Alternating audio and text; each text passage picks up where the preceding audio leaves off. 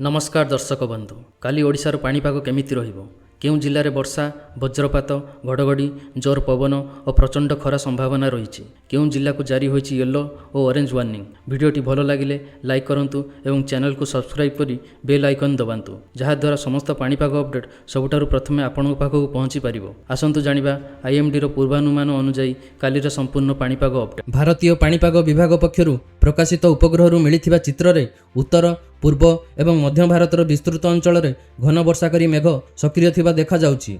विशेषकर उत्तर प्रदेश, बिहार, झारखंड, पश्चिमबंग एवं उत्तर ओडिशा उपरे मेघर घनता अधिक रही। यार प्रभाव में आसंता किछि घंटा मध्यरे एही सबु अंचल में वर्षा सह वज्रपातर संभावना रही।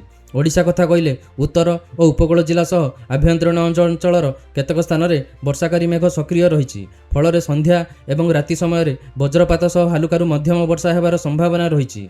पाणीपाग विभाग पक्षरु सुंदरगढ़, केन्दुझर, मयूरभंज, बालेश्वर, भद्रक, अनुगुल एवं बौद्ध जिला हलदिया सतर्क सूचना जारी रही। यही जिलागुड़िकर वज्रपात सह घंटा प्रति 30 ରୁ 40 किलोमीटर बेगर झटका पवन बहीपे। अन्यपटे बंगोपसागर में वर्तमान कौन बड़ घूर्णिबड़र संकेत नथिले मध्य मौसुमी पवन सक्रिय रही समुद्र और उपकूल अंचल में पाग परिवर्तनशील रहिबो। देश में मौसुमी वायु सक्रिय रही। वर्तमान मौसुमी अक्षरेखा राजस्थान अनुपगढ़ आरंभ करी रोहतक, दक्षिण पश्चिम उत्तर प्रदेश रे थिबा सुस्पष्ट लघुचाप केन्द्र बिहार, झारखंड, पश्चिम बंग उत्तर पूर्व बंगोपसागर पर्यंत विस्तारित रही। यार प्रभाव में पूर्व भारत सह ओडिशा रे मध्य मौसुमी पाग सक्रिय रही। गत 24 घंटा मध्य राज्यर केतक स्थान में हालुकारु मध्यम धरणर वर्षा रेकर्ड करा जायछि।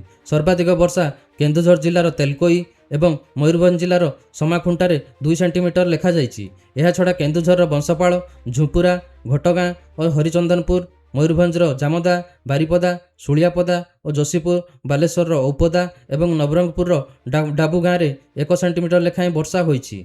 तापमात्रा कथा कहले राज्यर समतल अंचल में तालचेर सर्वाधिक 35.5 डिग्री सेल्सियस तापमात्रा रेकर्ड होइतिला बेले बौद्धरे सर्वनिम्न 19.5 डिग्री सेल्सियस तापमात्रा लेखा जाइछि। चलंतु एबे नजर पकाइबा ओडिशार आसंता 10 जुलाईर पाणीपाग स्थिति उपरे। भुवनेश्वर आंचलिक पाणीपाग केन्द्र पक्षरु जारी होइतिबा पूर्वानुमान अनुसार राज्यर उत्तर, उत्तर पश्चिम एवं उपकूलर किछि जिला पई येलो वार्निंग जारी करा जाइछि। सुंदरगढ़, झारसुगुड़ा, संबलपुर, देवगढ़, केन्दुझर, अनुगुल, बौद्ध, मयूरभंज, बालेश्वर और भद्रक जिलार केतक स्थान में वज्रपात सह वर्षा हेबार संभावना रही।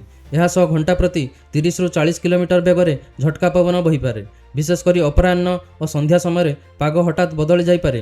केतक स्थान में वज्र घड़घड़ी सह स्वल्प समय पर प्रबल वर्षा होइपे। पाणीपाग विभाग सतर्क करी कहिछि वज्रपात समय खोला पड़िया, चाष जमी, गछतल किंबा विद्युत खुंट निकट में रुहंतु नहीं। आवश्यक नथिले घर बाहर को न जिबा सह सुरक्षित स्थान में आश्रय नेबाकू परामर्श दिया जाइछि।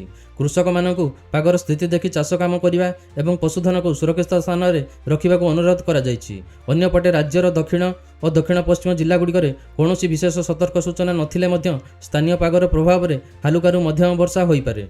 पाणीपाग विभागर परवर्ती बुलेटिन उपरे नजर रखंतु एवं प्रशासन पक्षरु जारी करा जाउतबा समस्त सतर्कतामूलक परामर्श को पालन करंतु। चलंतु एबे नजर पकाइबा ओडिशार आसंता 10 जुलाईर सर्वाधिक तापमात्रा पूर्वानुमान उपरे। राज्य में दुर्बल होइतिबा लघुचापर प्रभाव कमुथिले मध्य मौसुमी वर्षा सक्रिय रही। फल आकाश मेघुआ रहिबा सह अपराह्न और संध्या समय वज्रपात सह वर्षार संभावना रही। यह जोंगु दिनर तापमात्रा अत्यधिक बढ़िबो नाही। आसंता काली राज्यर अधिकांश स्थान में सर्वाधिक तापमात्रा 28 ରୁ 31 डिग्री सेल्सियस मध्य रहिबो। हाराहारी तापमात्रा प्राय 28 डिग्री सेल्सियस रहिबा सह वायुरे प्राय 77% आर्द्रता रहिबो। यह जोंगु तापमात्रा कम थिले मध्य उमस और गुळुगुळी अनुभूत हेबो। यह छडा कटक, पुरी, खोर्धा, जाजपुर, केन्द्रापड़ा, जगतसिंहपुर, गंजाम, गजपति एवं नयागढ़ जिले में दिनर सर्वाधिक तापमात्रा 29 ରୁ 31 डिग्री सेल्सियस मध्य रहीपे। सेहीपरि सुंदरगढ़, झारसुगुड़ा, अनुगुल, ढेंकानाल, केन्दुझर और मयूरभंज समेत उत्तर और आभ्यंतरीण ओडिशा रे तापमात्रा 28 ରୁ 30 डिग्री सेल्सियस मध्य रहिबो। वज्रपात समय खोला स्थान, गछ तले किंबा विद्युत खुंट निकट में रुहंतु नहीं। पाणीपाग विभागर सर्वशेष सूचना उपरे नजर रखंतु एवं प्रशासन पक्षरु जारी होउतबा समस्त परामर्श को पालन करंतु। दर्शक बंधु यही थिला पाणीपागर संपूर्ण अपडेट। समस्त सतर्क रुहंतु और सुरक्षित रुहंतु। आपणक जिल्ला रे पाणीपाग स्थिति कमेंट करी निश्चय जणांतु। भिडियोटी जदि भल लागि थाए तेबे लाइक, शेयर और सब्सक्राइब कर दियंतु।